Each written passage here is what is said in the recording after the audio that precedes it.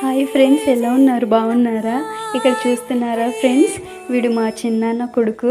అయితే మేము ఏం చేస్తున్నామని అనుకుంటున్నారా? ఇది జామ చెట్టుకున్న కాయలనే తినటమే కాదు, జామ ఆకులు కూడా తినేవారు మేము చిన్నగా ఉన్నప్పుడు. అయితే ఇప్పటికీ కూడా కొందరు చిన్నపిల్లలు తింటూ ఉంటారు. అయితే మా తమ్ముడికి ట్రై చేయమని చెప్తున్నా, అంటే వాడు తినలేదు ఎప్పుడు జామ ఆకులని. మేము స్కూల్కి వెళ్ళేటప్పుడు తినేవాళ్ళము. అయితే ఒకసారి ట్రై చేయరా, ఎలా ఉంటుందో ట్రై చేసి నువ్వు చెప్పు అని చెప్పిన వాడికి. అయితే చూస్తా అక్క అని అన్నాడు. అయితే చింతపండు ఇంకా ఉప్పు వేసుకొని ఆ జామాకుని మేము చిన్నగా ఉన్నప్పుడు తినేవారిమి.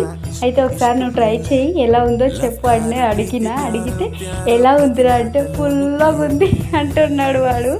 అవును, అది పుల్లగానే ఉంటుంది, ఎందుకంటే మనము చింతపండుని అండ్ సాల్ట్ని కూడా కలిపాం కాబట్టి అట్లా ఉంది.